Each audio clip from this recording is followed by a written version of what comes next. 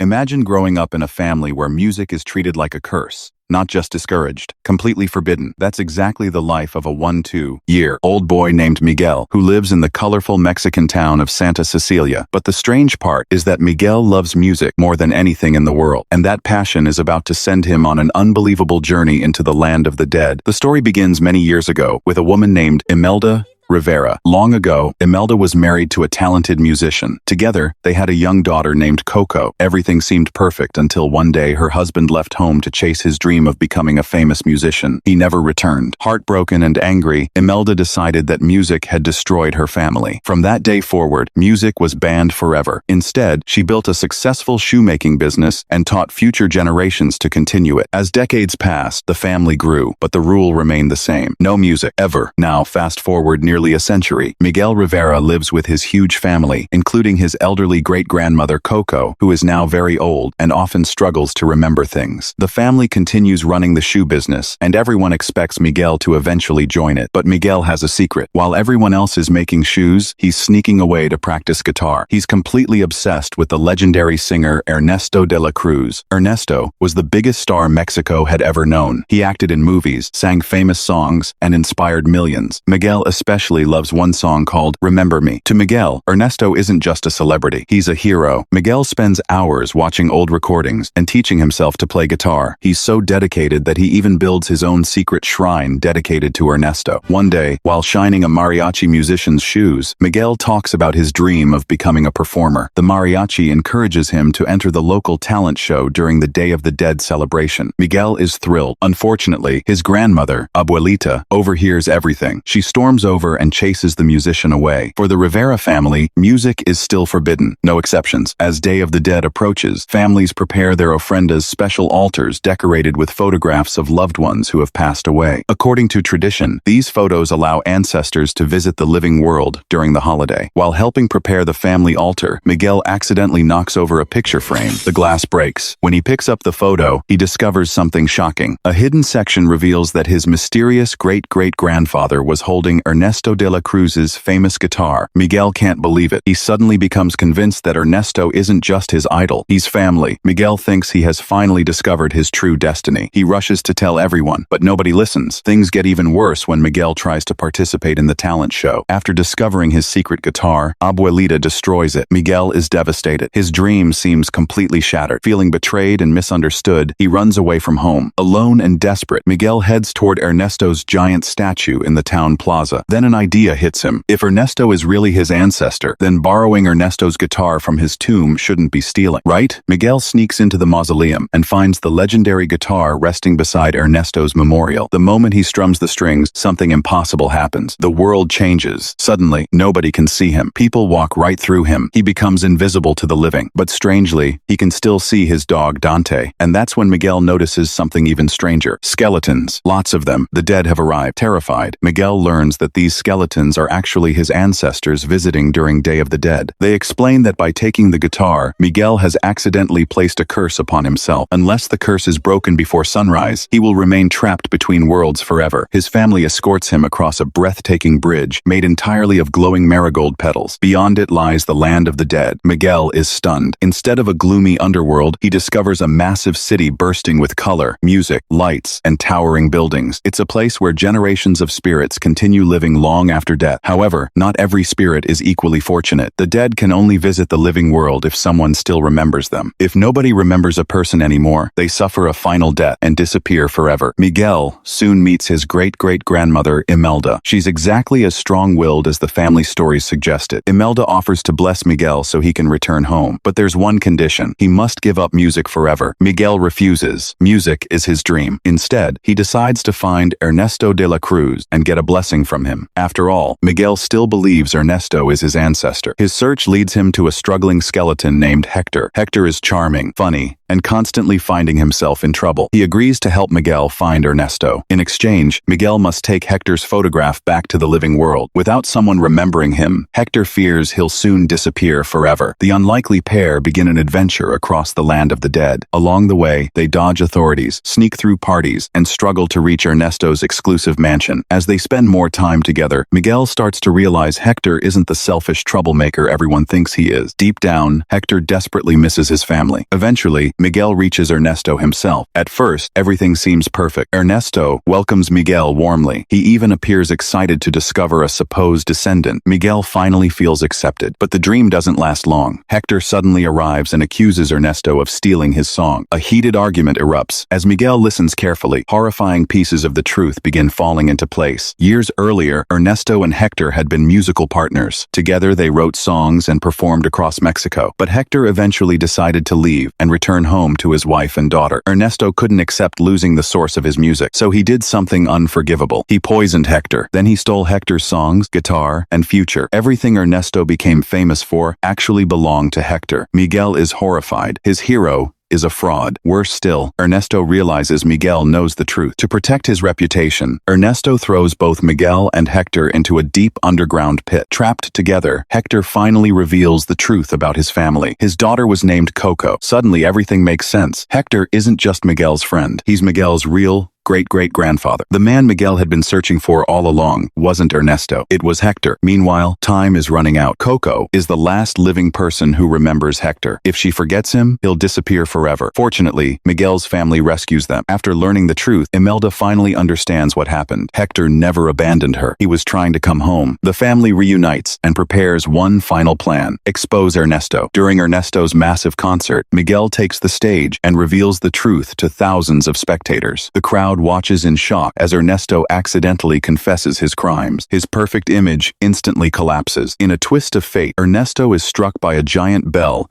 and falls from the stage exactly like the accident that killed him years ago. Justice has finally caught up with him, but victory comes at a cost. During the chaos, Hector's photo is lost. Back in the land of the dead, Hector begins fading away. The final death is approaching. There is only one chance left. Imelda gives Miguel an unconditional blessing, allowing him to return home before sunrise. Miguel races back to the living world. When he arrives, Coco is sitting quietly in her chair. Everyone fears it's too late. Miguel grabs Hector's guitar and begins singing, "Remember Me." At first, nothing happens. Then Coco's eyes light up. Slowly, she joins the song. The music unlocks precious memories she thought were lost forever. She remembers her father. She remembers Hector. And most importantly, she reveals the missing piece of the torn photograph. The proof survives. Hector is saved. His memory lives on. The family finally learns the truth. Music didn't destroy their family. Music helped bring it back together. 1 year later, everything has changed. The Rivera family embraces music once again. Ernesto's crimes have been exposed to the world. Hector receives the recognition he always deserved. And in the land of the dead, Hector, Imelda, and Coco joyfully cross the flower bridge to visit their family. As Miguel performs for both the living and the dead, generations come together through the power of love, memory, and music. Because in the end, the greatest tragedy isn't dying. It's being forgotten.